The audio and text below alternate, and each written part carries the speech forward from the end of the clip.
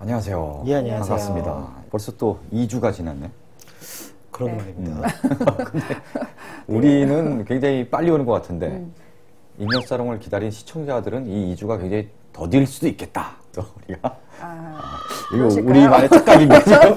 우리가 너무 오만해진 거 아닌가 싶기도 해 지금. 보시는 분들이 지금 아마 되게 의아해하실 거예요. 봐주는 것만으로도 고마워야지. 네.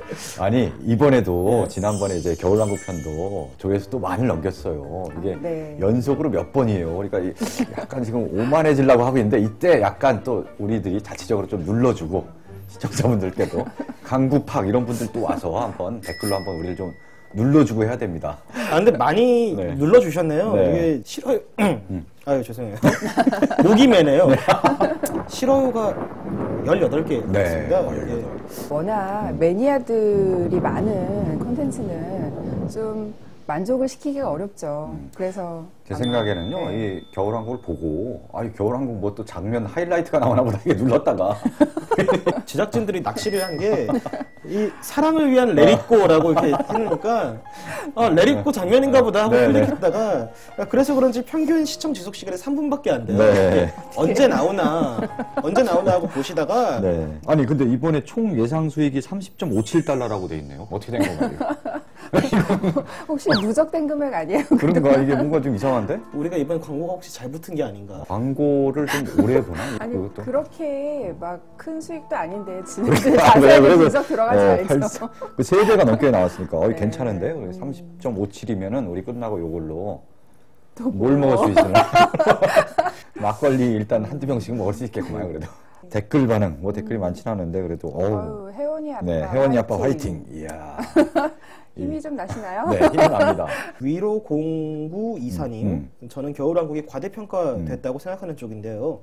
제가 하고 싶은 말은 잉여사랑도 하루빨리 과대평가됐으면 좋겠다는 네. 거. 이미 진행자들이 과대평가하고 있으니까요. 그리고 이 댓글. 영화 속 몰랐던 장면, 특히 뭐 이제 사우나 속 가족 얘기, 동성 커플 가족이다. 그래서 제가 한번 자세히 봤어요, 그 장면을. 예. 근데 거기에 남자가 있고 약간 여자 같은 있고 그래서 이 동성 커플이 맞나? 부부인 거 아닌가요? 이렇게 부부고 남자 있고 그 옆에 약간 여자, 큰 여자가 있고. 명확하게 규정된 건 아니고 어. 그냥 어떻게 보느냐에 따라서 그래서 이 머리가 각자. 짧은데 이쪽에 그래서 남자냐 여자냐 약간 모호하긴 해요. 이 사람이 만약에 남자면 동성 커플이고 여자면은 동성 커플은 아닌 거예요. 근데 누구는 또 이런 얘기를 하더라고. 나 보니까 여자 같은데 하니까 누가 이 가족의 의미는 이 자체의 가족이 아니라 그 오큰 있잖아요. 그 사람의 가족이다. 그래서 저 안에 있는 남자가 이 사람의 파트너인 거고 애들은 뭐 이제 입양을 했든지 그 가족을 의미한다 해서 동성 커플이 맞다. 뭐 이런 논란도 벌어지고 있는 거예요. 얘기할 게 바로 그런 네. 그 얘기를 그런 의미한 의미였죠? 거죠? 예, 뭐 근데 그러니까. 아마 과연 어떤 가족인가는 우리 마음속에 있는 거니까요. 맞습니다. 예. 어쨌든 또 하나의 그것도 가족. 재밌는 해석과 어떤 발견이었던 것 같습니다. 또 하나의 가족. 네. 그리고 얘기 이렇게 잘하셨네요. 연결이 되네요. 네.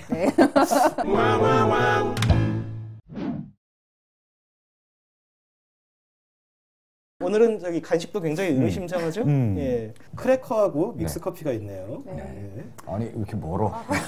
아유, 노인 공격을 제대로 해야 되는데. 네.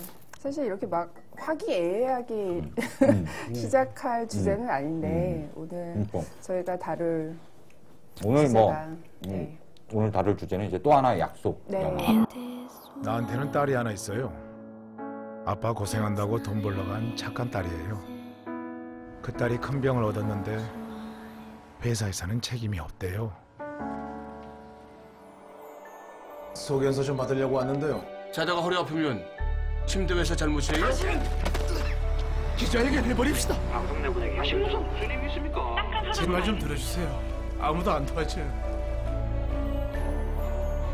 이게 팩트라면 엄청난 문제예요. 나라에서 잘못 판단했으니까 법원에 이를 시정해달라고 요청하는 재판이죠. 피해자들이 독성 물질에 지속적으로 노출됐다는 증거입니다. 유해 물질은 검출되지 않았거나 또 정확한 판단을 위해서는 역학조사를 실시해야 합니다. 회사에는 그럴 의무가 없습니다. 도대체 뭐가 공정한 겁니까? 제보자를 찾습니다. 미안하다. 아빠는 여기까지인가 보다. 3억 5천 드리겠습니다. 돈은 기약 돈이야. 다시 가장 노릇하실 기회입니다. 증인 찾으시죠. 그런 것 중 증인 어떻게 됐어요? 죄송합니다. 연락이 두절됐습니다. 지금 이 상태로 가면 절대로 못 이깁니다. 오늘 마지막으로 원고 측에게 발언 기회를 드리겠습니다. 저는 무식하고 못 배워서 이 재판장에서 무슨 말을 해야 하는 건지 잘 모르겠어요. 근데요, 우린 앉아요. 난 우리 딸 아빠니까. 지금 관객이 한 40만 정도 들었다고. 걸려있는 스크린이 지금 녹화하는 시점에서 160개 정도에 걸려있는데요. 네네. 손익분기점이 65만에서 70만이라고 네네네. 하거든요. 영화 총 제작비가 10억이고 이제 홍보 비용까지 해서 22억이 들었는데 아직까지 객석 점유율 자체는 나쁘지 않으니까 뭐 희망을 좀 걸어볼 만한 상황이라고 볼 수 있겠죠. 네, 점유율과 흥행 성적이 나쁘지 않음에도 불구하고 굉장히 납득이 가지 않은 상영 시간 그리고 상영관 축소 이런 의혹 때문에 여기까지 관객이 들어간 것만도 굉장히 기적적인 그런 작품인 것 같아요. 그러니까 이제 또 하나의 약속이 네. 삼성 반도체 공장에서 일하다가 백혈병에 걸려서 숨진 네. 그런 이야기를 거기서 법정 공방을 벌이고 그런 이야기를 다뤘기 때문에 이 영화 처음 제작된다고 할 때 과연 삼성의 어떤 영향력이 굉장히 막강한 우리 사회에서 이 영화가 제대로 제작이 되고 개봉하고 이런 것들이 순탄하게 이루어질 수 있을 것인가 자체부터 화제가 됐잖아요. 처음에 메가박스가 논란이 있었죠. 그렇죠. 메가박스가 축소를 하면서 이것이 외압이 아니냐라는 이야기가 있었고요. 롯데시네마도 비슷한 이야기를 듣고 뭐 말씀하신 것처럼 공정거래위에도 제소가 됐으니까요. 배우 조달한 씨가 사비를 털어서 관객들에게 보여주겠다라고 하면서 대관을 신청했을 때 이 극장에서는 상영 예정이 없기 때문에 대관을 해드릴 수 없다라고 이야기를 했는데 그게 보통 상식적으로는 좀 이해가 안 가는 일이었거든요. 그에 비해서 CGV는 또 최근에 상영관을 늘렸어요. 이게 정확한 건지는 알 수 없으나 뭐 최근 그 CGV의 모기업인 CJ하고 삼성 사이가 이 집안 싸움이 굉장히 살벌해서 삼성 쪽에서 작년부터 그 광고를 뚝 끊었다고 해요. 근데 이제 삼성에서 원래 집행하던 광고가 연간 한 100억 정도 규모인데 CGV 쪽에 이제는 눈치 볼 이유가 없게 됐으니까 많이 트는 게 아니냐. 저도 충분히 그렇게 추측을 그런 생각이 들더라고요. 이게 보니까 메가박스 눈치 보고 롯데도 그런 상황에서 CGV가 굉장히 의외로 굉장히 많이 틀길래 이거는 삼성과 CJ의 지금 어떤 앙숙 관계였기 때문에 가능한 거다. 만약에 그게 아니었으면은 CGV에서도 만약에 이런 식으로 나왔으면 정말 우리는 보기 힘들었던 힘들게 되지 않았을까. 부산국제영화제에서 처음으로 개봉했지 않습니까? 그때는 또 제목이 또 하나의 약속이 아니라 아예 또 하나의 가족이었죠. 제작하시는 분들이나 프로그래머 분들이 이거 개봉해도 괜찮지 않겠느냐라고 이제 이야기를 했을 때 멀티플렉스에 계시는 프로그래머 분들이 우리 좀 살려달라라고 얘기했대요. 자신들이 틀고 싶거나 아니거나를 떠나서 멀티플렉스 극장에서 일하는 분들도 어느 정도 자기 검열이 있는 거고요.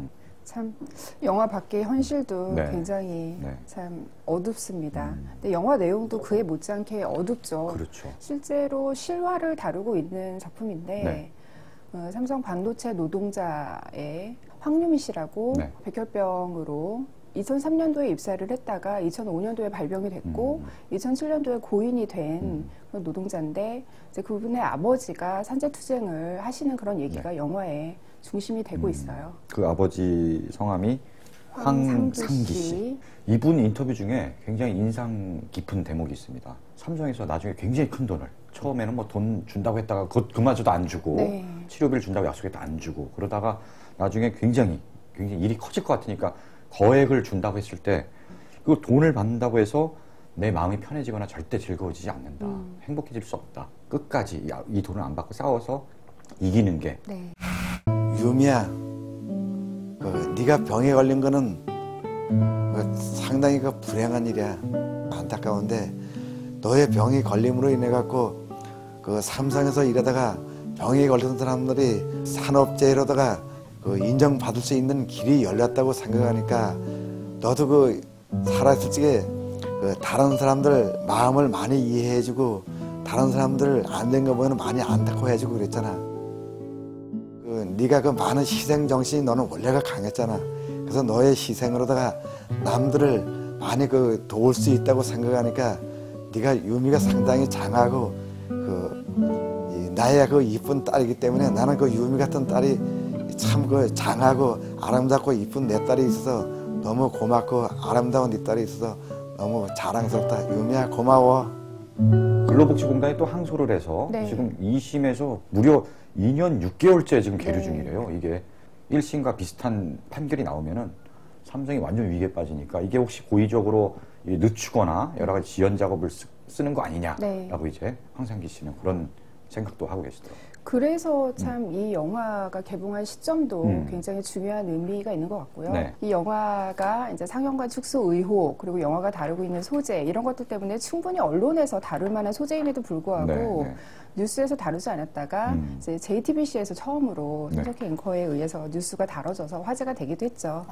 좀 아이러니하죠. 아이러니하네요. 삼성의 자본이 들어간 방송사잖아요. 생각해보면. 네. 그도 그렇고 이제 영화를 소개해주는 프로그램도 있지 않습니까? 뭐 출발 비디오 여행이라거나 그런 프로그램들 중에 하나가 이 영화를 소개를 하기로 이미 다 프로그램을 기획을 하고 대본도 다 나오고 편집까지 다 했는데 그 방송이 취소가 되는 그런 사태도 좀 생겼죠. 이 부분은 영화 속에서 자세히 묘사된 것 같지는 않은데요. 이 황상기 씨 인터뷰를 보면은 이 억울한 일을 당하고 했을 때 자기가 생각하기에 언론에 알려야겠다 했는데 어느 언론이든 다 삼성의 광고를 받는다든지 영향에서 자유로운 언론이 없는 것 같더라. 큰 언론사들은. 그래서 어차피 해도 안 될 테고 하니까 작고 좀 내 말에 귀 기울여줄 언론사를 찾자 해서 월간 말을 이제 월간 말기에 연락을 해서 당시 취재를 하고 기사가 나가면서 알려졌다는 거예요.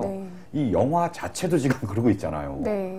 그 일이 그대로 영화로 만들어진 다음에도 비슷한 형태로 반복되고 있다는 게 굉장히 놀랍습니다. 우리 한국 사회의 어떤 총체적인 병폐가 그대로 영화 속에 들어가 있고 그것이 다시 현실 안에서 현실 밖에서 재현이 되고 있기 때문에 물론 픽션의 형태를 취하고 있지만 정말 현실적인 얘기다라는 걸 다시 한번 증명을 하고 있죠. 앞에 이제 크래커하고 믹스커피가 있어서 그런데 그 장면이 저는 첫 등장할 때부터 대놓고 악역으로 만드는구나라고 생각을 좀 했어요. 삼성승을 대변하는 임원이요. 안녕하십니까. 진성반도체 인사관리팀의 이복은 실장입니다.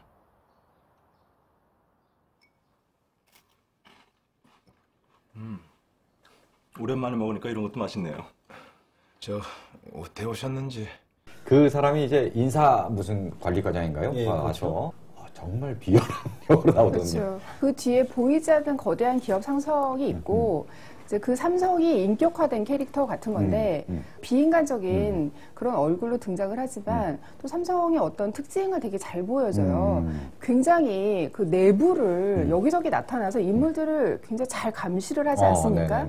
삼성이 또 그런 내부 감찰 이런 걸로 굉장히 유명하잖아요. 관리의 삼성이라고 하죠. 정말 그 하나의 캐릭터로 삼성 권력의 어떤 무서움 이런 것들을 제대로 보여준 것 같아요.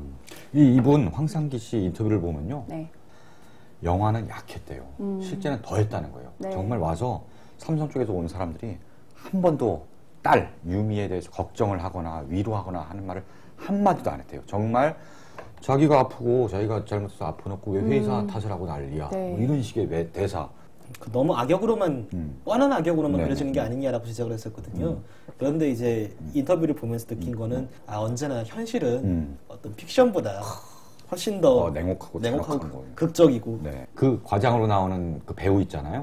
제 대학교 과 후배예요. 아, 그래요? 김영재 씨요. 김영재. 제가 되게 좋아하는 배우예요. 그래요? 김영재가 이제 김영재 씨가 뭐 독립영화나 뭐 이래서 연기를 하고 하다가 갑자기 어느 날 아침 드라마에 나오더라고요. 상당히 비열한 모습입니다. 그래서 아침 드라마 주연으로 나오길래 이제 뜰대나 보다 좀 잘 될라나 보다 했더니 그 여자 뭐 배신하고 막 이런 나중에 여자가 그래서 복수하고 막 이런 내용이에요. 그래서 야 비열한 역으로 저 풀리면 약간 좀 그런데 하고 좀 지나다 보니까 좀 안 보이다가 갑자기 또 여자 얘기 나오니까 에라이 악역 전문 배우야 이러면서 그 연기의 질감을 미끌미끌하게 잘하시더라고요. 그래서 이게 젠틀한 그 외모에 정말 그 인간의 얼굴을 한 자본주의의 비정함을 제대로 보여주죠. 그러게요. 그리고 또 여기서 되게 중요한 게 그 강원도라는 공간이잖아요. 그 모든 문제들이 수도권에서는 이제 빨리빨리 이슈가 될 수 있는 사건인데 강원도라는 어떤 지역성이 나타내는 그런 특징도 소외된 그런 이미지를 좀 더 부각시키는, 물론 실화긴 하지만 강원도라는 지역색과 이 사건의 어떤 공기 같은 것들을 잘 담아낸 장면이 그 장면이 있어요. 이제 고학년미 씨가 이제 그 택시 뒷자리에서 굉장히 아파하고 있고 이제 황상기 아버님께서 운전을 하면서 병원으로 가는데 정말 한도 끝도 없이 계속 터널을 지나고 다시 또 도로로 나왔다 다시 터널로 들어가고 하는 장면이 있어요. 이게 굉장히 앞이 안 보이는 암담함 그리고 고립됨 이런 것들이 좀 영상원으로 좀 담겨져 있지 않았나 좀 그런 생각을 하게 되더라고요. 그 터널이 이제 미시령 터널이죠. 예. 그 원래 약간 또 딴 얘기인데 미시령 터널이 생기기 전에 네. 거기 진짜 막 꼬불꼬 미시령 고개를 넘어가는 길이 대단했어요. 그렇죠. 정말 네. 초보 운전 때 거기 한번 놀러 가겠다고 거기 가서 거의 엄청 고생하면서 일체 이탈을 하죠. 네, 브레이크 파일 되는 거 아닌가 떨면서 막 했는데 지금은 이제 완전히 미시령 터널을 뚫리고 그래서 시간도 굉장히 단축돼서 속초가 정말 제가 좋아하는 도시입니다. 좋아하는 여행지고 올겨울에도 다녀왔어요. 네. 다녀와서 그 울산바위나고 그 설악산 바위 절벽 쫙 귀암계석 나오는 그 장면 많이 나오잖아요. 네. 그걸 눈 쌓인 걸 보면서 역시 이거야 멋지다 뭐 이랬는데 이번 영화에서 그게 굉장히 많이 나오더라고요. 그래서 좀 반가운 마음 들었습니다. 울산바위 그 실화들 얘기도 나오고 관광 영화로 감상을 하셨군요. 네. 네. 그리고 또 하나 멍게. 아, 멍게 먹으러 맛있으니까. 이 야가 동물이게요, 식물이게요? 동물? 아니요. 처음에는 동물이었는데 나중에 식물이 돼요. 말도 안 돼. 뭐 동물이냐 식물이냐 이렇게 물어보잖아요. 처음에는 동물이었는데 네. 이제 한 군데 정착을 하면서 뇌가 사라져서 이제 식물이 되었다 이런 말을 함으로써 네. 은연중에 암시하고자 하는 그런 주제를 그렇죠. 얘기를 하고 있죠. 암시가 아니라 좀 되게 직설적으로 이야기를 하죠. 네. 근데 멍게가 사실은 식물은 아니고 원래 동물인데 이제 일종의 표현을 어떤 비유를 하기 위해서 그렇게 얘기를 했던 거. 아니 그 우리 지금 올리브 채널이 아니잖아요. 아이 과학적인 채널 이게 잘못된 정보를 줬다가 이게 저기 이거 보고 시험 때 멍게 식물 이렇게 써갖고 우리 재수당해요 재수당해. 네. 참, 그러니까 감독님이 딴소리 하시는 거예요. 이 캐스팅 하는데 어려움은 없었나요? 이제 유명한 것이 그 여주인공 그 역을 맡았던 배우가 네. 전 사실 누군지는 모르겠어요. 아 처음에 이초희였다고요? 처음에 포스터까지 만들었는데 그 다음에 빠진 건가요? 아 전국 노래자랑에 나왔었던 그 배우? 이초희 씨가 빠진 그 자리에 김규리 씨가 들어간 거야? 아니면 아니요, 딸이 아니요. 딸 역할로 박희정. 나왔죠? 딸. 박희정. 근데 결과적으로 박희정 씨가 연기를 잘 한 것 같아요. 실제 네. 황유미 씨를 연상하게끔 너무 자연스럽게 잘해줬죠. 그리고 삭발까지 했잖아요. 네. 여배우가 삭발을 하기가 쉽지 않은데. 황유미 씨를 모델로 한 네. 박희정 배우도 연기를 네. 잘했지만 네. 그 남동생 역할도 전 처음 보는 배우인데 네. 굉장히 잘하더라고요. 그, 뺀질하면서. 네. 네. 그 강원도 출신이라면서요. 사투리도 되게 잘 그런가요? 쓰고. 예. 그 남동생 처음 배우고 약간 아이돌 배우, 아이돌 그룹 네. 가수 같은 느낌이 나는 맞아요. 거예요. 저도 그런 아이돌 생각했어요. 가수 중에 또 누가 캐스팅이 됐나 이런데 그건 아닌 것 네. 같더라고요. 뭐 임시완처럼 그런 경우인가 막 네. 생각했는데. 박철민 씨하고 또 맞붙는 장면이 있잖아요. 네, 김영재. 아니요. 아들. 아, 아들? 응. 네. 아, 학교 후배랑 너무 챙기시는데? 네. 아, 그 삼성 네. 공장에서 여기서 소리 지르고 대마하고 그 마음이 풀리나? 그런다고 누나가 살아 돌아와? 엄마는 씨발 나는 뭐냐고! 쌍놈의 정신 때려! 누나 공장에 보내지 않았으면 됐잖아. 진짜 대학 보냈으면 됐잖아. 조용히 못하나? 저는 김규리 씨가 좀 아쉽다. 아, 김규리 씨요. 네. 왜냐면 저는 김규리 씨 이 데뷔작이죠. 여고괴담 두 번째 이야기 네. 때부터 팬인데 네. 그때는 좀 연기가 좀 날것의 느낌이 좀 있었는데 이번 작품에서는 모르겠어요. 대사가 좀 그 좋은 대사가 주어지지 않아서 그랬는지 모르겠는데 좀 연기가 좀 많이 딱딱하다는 느낌이 좀 들었어요. 특히나 김규리 씨한테 좀 오글거리는 대사들이 많이 주어진 것 같아요. 그러니까 뭐 이런 거 있잖아요. 네. 진성이 우리를 또 하나의 가족으로 만들었어요. 뭐 이런 대사.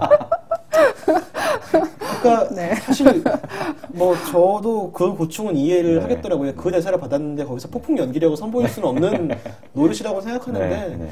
그렇게 바쁜 노무사분께서 어떻게 그렇게 그 머릿결이 그렇게 좋으신지 그런 부분 좀 아쉽더라고요. 네. 이 영화에서 또 연기뿐이 아니라 비주얼을 담당을 했기 때문에 그런 부분도 또 어쩔 수 없다라는 생각이 용서가 드네요. 되지 않나요? 네. 보면은 네. 아니 뭐 저도 팬의 입장에서 그리고 저예산이긴 하지만 배우들이 낯익은 배우들이 굉장히 많죠. 그렇죠. 김영재 씨도 그렇고 이경영 씨잖아요. 이경영 씨가 진짜 중요하죠. 그렇게 많이 긴 시간 나오는 배역이 아닌데 네. 굉장히 존재감 있으면서 중요한 나름. 그 요즘 한국 영화의 약간 바코드 같은 존재죠. 맞아요. 최근 이경영 씨 필모를 보면은 네. 무슨 이분의 필모로 네. 한국 역사를 구성을 할 수도 있어요.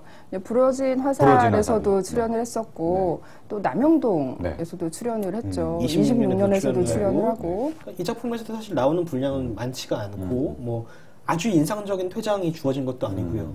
그런데도 극중 아버지에게 누구누구 찾아가쇼. 착한 애니까 너무 괴롭히지 마쇼. 라고 하고 공장 안으로 걸어 들어가면서 아 내가 직접 할 수는 없지라고 하면서도 공장으로 걸어 들어가잖아요. 그러니까 되게 모순된 상황인데 그거를 뒷모습으로 표현해낸다는 게 이 배우의 내공을 느낄 수 있지 않았나. 한때 청춘 스타였죠. 네.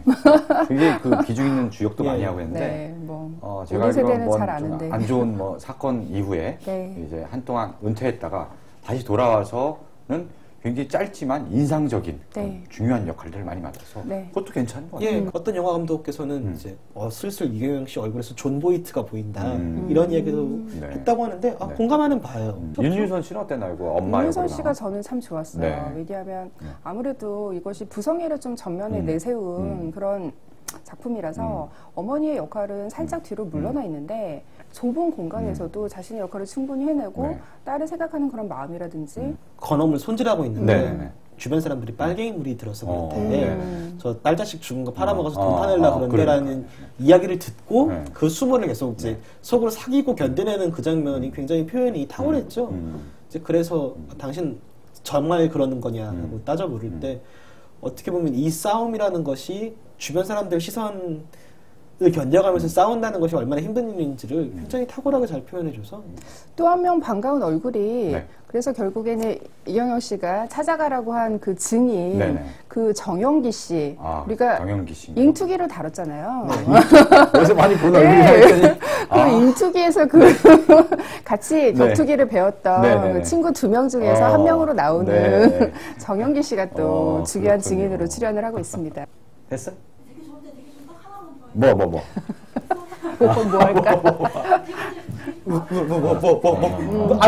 말해요. 뭐. 승환 씨가 그 기사에 썼듯이 박철민이 처음 주연을 했고 애드립으로 당신 참 예뻐. 그 얘기 맞다. 그러고 보니까 박철민 얘기를 별로 안 했네.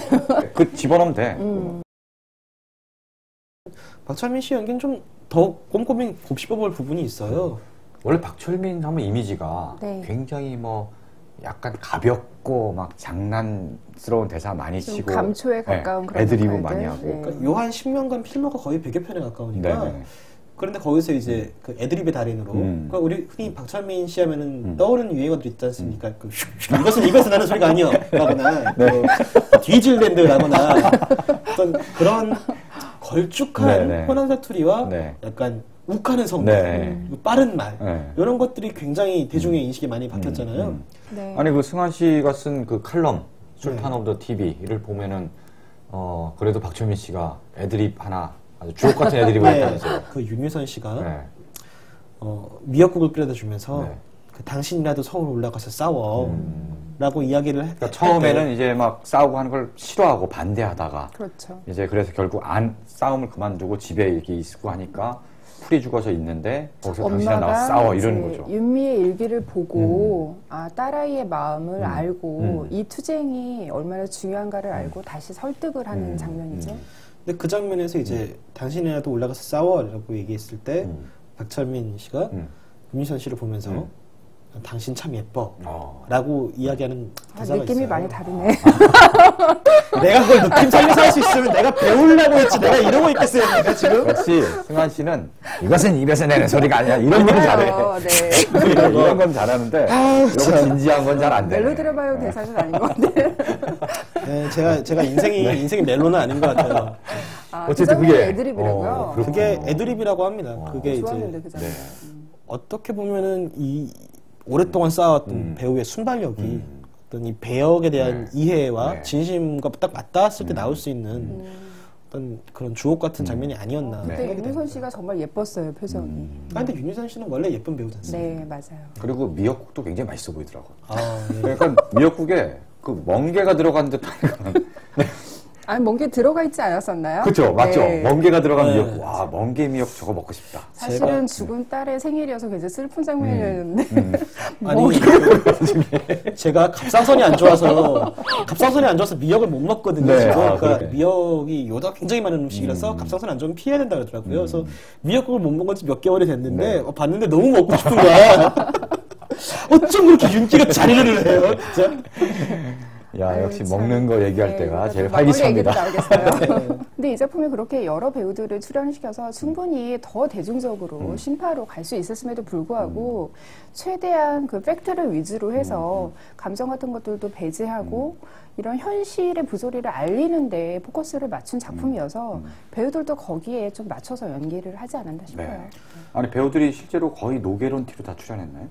그랬다고 기사에 나왔어요. 본전 돈을 치면은 네. 개인 투자자들한테 받은 돈을 네. 돌려주는 거고 네. 거기에서 흥행 수익이 나면은 반올림이죠. 네. 그 네. 반도체 네. 반도체 공장 노동자들을 위해서 투쟁하는 단체에 그 흥행 하겠다고. 전액을 네. 기부를 하겠다라고 네. 이야기를 했거든요. 우리가 뭐 영화를 보면은 그 보는 것 자체도 어떤 그 나름 연대하는 그런 의미가 있군요.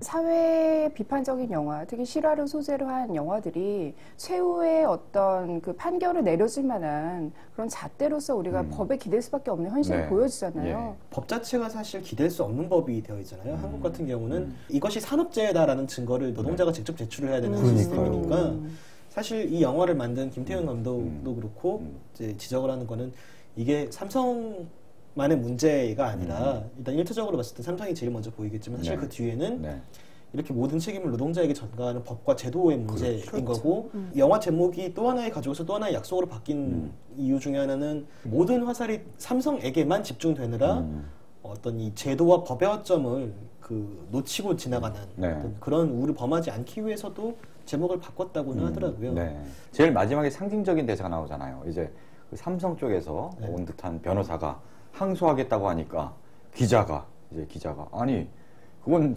근로복지공단에서 항소를 하는데 왜 당신이 이걸 얘기하냐고. 그러니까 정말 그게 잘 보여주는 거거든요. 이거는 뭐 근로복지공단과 삼성이 한 몸처럼 움직이는 그런 또 심지어는. 그러니까 우리가 그거를 실제로 경험하지 않는 이상 많은 사람들은 그걸 느끼지 못하고 살죠. 황상기 씨는 또 이런 얘기도 했어요. 삼성이 말하면 다 정답이고 삼성은 다 옳은 것 같은 그렇죠. 이 분위기. 영화에서도 실제로 그렇게 얘기를 하죠. 우리는 병원에서 무슨 진단서를 떼려고 했는데 삼성에서 일했다고 그런 병을 얻겠냐고. 그런 큰 회사가 거짓말을 하겠어요? 맞아요. 그런 데서 나오잖아요. 사실 그 한국의 반도체 공장에 삼성만 있는 게 아니라 뭐 다른 뭐 하이닉스도 있고 또 있잖아요. 그러니까 그런데 삼성이 어쨌건 간에 그 1위 기업인데 그런 삼성에서 이렇게 환자가 나올 리가 없다. 그러면은 다른 데서는 더 많이 나와야 되는데 이게 말이 되느냐? 그 영화에서 보면요. 그 삼성 반도체 공장 안에 들어가서 이제 박철민 씨가 억울함을 알리기 위해서 또 다른 제보자 없냐, 이런 비슷한 일을 당한 사람 없냐 하면서 이 전단지를 돌리잖아요. 그때 그걸 막기 위해서 버스가 완전 이 삼각형으로 해서 완전 고립시켜버린 장면이 나오잖아요. 근데 그 장면 보고 제 옆에 이제 남자, 여자 이렇게 한 쌍이 왔었어요. 영화 끝나고 둘이 얘기하는데 살짝 들어보니까 아까 버스 그 공장 안의 장면들 진짜랑 똑같다. 그 실제로 누가 와서 하면은 저렇게 버스로 막고 이런 게 완전 똑같다. 그러면서 굉장히 나 지금 갑자기 회사 다니기 싫어진다. 나 지금 이직해야 할까봐. 이분 삼성 반도체 아, 그러신가 진짜 보네요. 그런 것 같은 느낌이었어요. 제 주변에도 이제 삼성에 다니는 분들이 많다 보니까 회사에 바친 청춘이나 회사에 대한 자긍심은 굉장히 강하신 거죠. 그러니까 그러다 보니까 직접 문제 제기를 한다거나 하는 것이 자기 자신을 해치는 거하고 같은 느낌이 드니까 선뜻 나서지 못하는 분들이 좀 계신데 그런 심리를 이경영 씨 캐릭터가 굉장히 잘 보여주고 있다고 생각을 해요. 그러니까 다 죽어가고 있음에도 불구하고 아무렴 나는 내가 직접 할 수는 없지. 라고 이야기를 하면서 회장님과 함께 반도체 공장 세울 때 그때가 참 좋았는데 라고 회상을 하는 그러니까 어떻게 보면 그게 한국 사람들이 삼성을 대하는 감정인 것 같기도 하고요. 나라를 먹여 살리는 약간 거기서 나오잖아요. 그 관리 과장 김형재 입을 통해서 이것도 너무 직접적이긴 한데 정치는 껍데기고 본질은 경제야. 굉장히 그 느물거리는 말투로 아버님 정치는 표면이죠. 그래서 표면이죠. 네. 그랬더니 박철민 씨가 난 그런 어려운 말 모르고. 네. 근데 아까 그 박철민 씨가 전단지 돌리는 장면을 말씀을 하셨는데 저는 이런 영화들 변호인도 그렇고 이런 영화들에서 사실 굉장히 결정적인 단서를 쥐게 되는 것이 결국에는 결정적인 제보자 한 명이잖아요. 변호사에서도 어떤 그 증인 한 사람의 힘이 얼마나 큰가. 그리고 이 작품에서도 사실은 그 재판을 승소로 이끌 수 있었던 결정적인 역할을 한 분이 이제 내부의 제보자였고. 그러니까 이런 영화들이 결국에는 그런 제보자를 찾는. 그러니까 왜냐하면 처음에 박철민 씨가 그러잖아요. 아무도 내 말을 들어주지 않는다고. 억울함을 호소하는데도 아무도 들어주지 않는다고. 진성 반도체요? 제 딸내미 말 좀 들어주세요. 아무도 안 도와줘요. 그게 화두인 것 같아요. 거기에서부터 이제 내 말을 들어줄 수 있는 사람, 그리고 이런 비리를 제보해줄 수 있는 증인들, 이런 사람들을 한 사람 한 사람씩 모으려는 그런 시도가 결국에는 이런 영화를 자꾸 만들고 또 관객들이 그런 영화와 소통을 하고 예, 이렇게 이어지는 게 아닌가 싶어요. 또 이 영화의 의의라고 또 한다면은 이런 식의 그 사회 고발류 영화들이 그 시초를 뭐 어디로 잡아야 될지 모르겠는데 도가니로 본다고 한다면은 이제 사학 권력, 26년과 변호인 같은 경우는 어떤 정치 권력에 대한 이야기가 나왔고요. 이제 마침내 이제 자본 권력에 대한 노동 문제까지 영화가 되면서 그 시민들이 관심을 가지는 어떤 주제들이 점점 더 한 단계씩 깊게 들어간다는 느낌이 좀 있어요. 일상의 차원으로 점점 내려오고 있죠. 그러니까 최근에 또 보면은 그 또 쌍용자동차 노조가 그 손배가압류 제도라고 하죠. 그 왜 파업권은 인정하지만 파업을 해서 회사에 손해를 끼치면 그건 니들이 물어내라라는 되게 그 알 수 없는 제도인데 회사의 엄청난 무기죠. 뭐 개개인한테 그렇게 물려버리면은 그 돈 엄청난 그 압력을 이기지 못해서 결국은 포기하게 되는. 그래서 쌍용자동차 노조가 지금 이제 사측에 물어야 되는 돈이 47억이라고 합니다. 근데 최근에 또 어떤 그 한 시민께서 그 시사주간지 시사인에 그 47,000원을 보내면서 나처럼 47,000원씩 그 아이들 학원비 아껴서 뭐 이렇게 조금씩 돈을 아껴서 47,000원씩 보내는 사람이 10만 명이면은 47억 만들 수 있지 않겠느냐.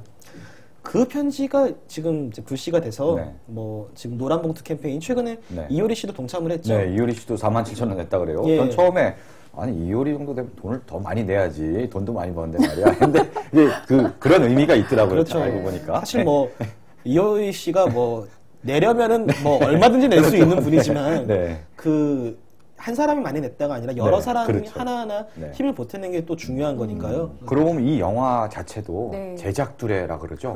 이제 일반 시민들이 돈을 내서 그 돈으로 만들었잖아요. 그래서 엔딩 크레딧이 어마어마하죠. 그렇죠. 영화가 끝나면은 그 투자한 사람들의 이름이 쫙 나옵니다. 전에 26년을 봤을 때 26년을 보고 난 다음에 영화를 보고 그다음에 뭔가 약간 찜찜한 기분이 남잖아요. 원흉은 살아있고 계속 뭐 이런 상황에서 찜찜한 상황에서 자막이 쫙 올라가요. 무지하게 길게 올라갑니다. 저는 못 일어나는 걸 다 보고 있었어요. 근데 그 영화가 주는 감동보다 자막을 봤을 때 그 뭉클함이 훨씬 더 강했던 것 같아요.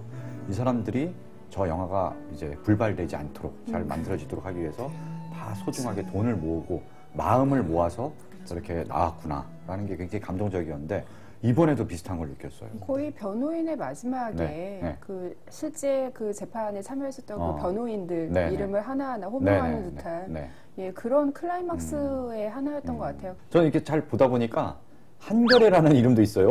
네. 한결애 직원 저도 보셨어요? 그래서 저거는 우리 한결애 직원일까 아니면 누가 그냥 한결애 좋아해서 이렇게 한 걸까 아니면 진짜 이름이 한결애일까? 한결애 이름으로 했겠죠. 궁금하더라고요. 제가 이제 한결애 신문 기자니까 뭐 서정민 한겨레 신문 기자 뭐 이렇게 해서 이런 뭐 메일이 됐든 뭘 많이 받아요. 어디 제 이름을 적어서 이렇게 올리거나 이게 한 10개 중에 한 절반 이상이 그런 것 같아요. 한겨레라고 써요. 한겨레. 서정민 한겨레 신문 기자 막 이런 식으로 어디가 명찰에도 막 그렇게 적혀 있어요. 이게 한겨레 우리 결에 거기서 나온 거기 때문에 이게 착각하시면 안 됩니다. 다들. 이게 웬 뜬금포야. 다시 한번 옳은 표현 한결에 어이 방금 말씀드리고요. 안축 걸기도 지친다 진짜.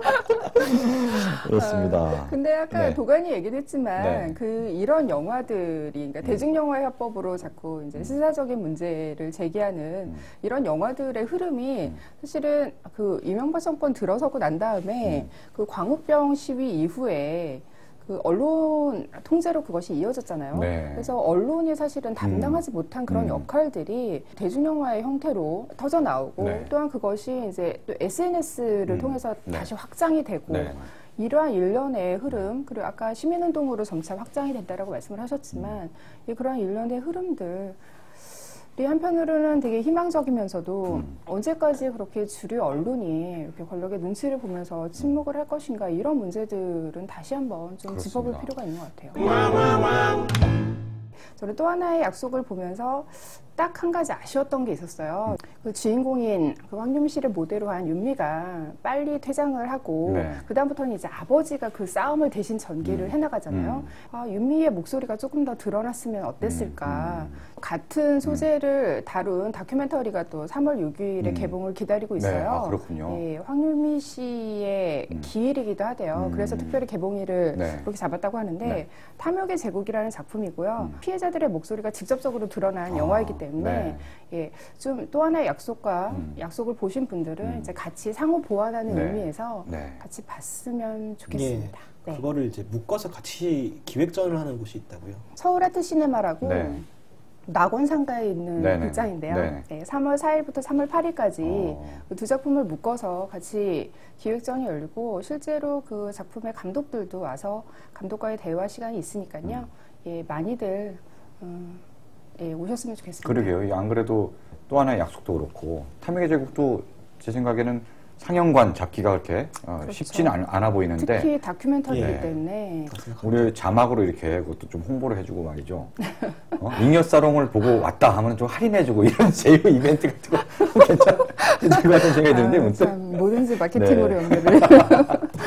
우리가 그렇게 할인을 제공할 수 있을 정도로 그건 좀 아니지 않나. 네. 아이 그래도 이제 이번 조회수가 어떻게 될지 모르지만 그래도 만 넘으면은 네, 괜찮습니다. 그래서 오늘의 엔딩곡은 네. 뭘로 준비를 하셨나요? 아 오늘 엔딩곡 지난번에 무슨 이렇게 아니라는 선곡을 갖고 왔냐면 질타를 받은 네. 그 파문 이후 이제 오늘 또 준비를 많이 했습니다. 오늘 엔딩곡은요 이 정영근 예전에 이제 안기부 출신 그 정영근이 아닙니다. 국회의원 그 정영근이 아니고 네. 70년대 데뷔를 한 굉장히 오래된 가수입니다. 처음에는 포크로 데뷔를 했어요. 근데 이제 시인가 촌장의 하덕규 씨가 이제 우리가 지하 2층 언더 가수면은 이 형은 한 지하 5층쯤 돼. 뭐 이 정도로 정말 언더 중에 언더로 활동을 꾸준히 해오신 그런 가수인데 이분이 최근에 포크 뭐 팝 이쪽을 해오다가 이명박 정부 들어서 펑크로 바꿨습니다. 노선을 바꿨어요. 엄청난. 왜냐하면 자기가 이 네. 사회에 대해서 할 말이 정말 많은데 이걸 포크로 이게 할 수가 없다. 여기에 이건희라는 제목이 노래가 있습니다. 이건희. 이건희 저건희 할 때 이게 이건희인데 1600대 1로 싸워도 지는 거니 이건희. 뭐 이러고 이 1600은 검사의 그 수라고 합니다. 대한민국 검사. 대한민국 검사 1600명이 붙어도 네. 한 명한테 진다. 그리고 뭐 1억 받았니? 2억 받고 봐준 거니 이건희. 삼성공화국을 비판하고 싶었다. 이런 노래를 발표했는데 노래가 굉장히 통쾌합니다. 이분 지금 환갑이거든요. 할아버지 펑크로커 이런 사람 잘 없어요. 그리고 네. 그 영문명이 굉장히 멋있으세요. 네. 밀리언 정. 맞아요. 얼굴 보셨네. 네. 영문이 밀리언 정입니다. 밀리언 정. 이분. 네. 이거 들으면서 통쾌한 어떤 돌직구의 황건희 짜릿한 맛. 씨 네. 택시 모실 때 CD 좀 협찬해드리고 싶네요. 아. 차 안에서 들으시기에. 네. 자, 그럼 다음에 또 네. 어떤 또 재밌는 주제로 또 찾아뵙는 걸 약속드리면서 오늘은 이만 마무리 짓죠. 네, 수고하셨습니다. 네, 수고하셨습니다. 수고하셨습니다.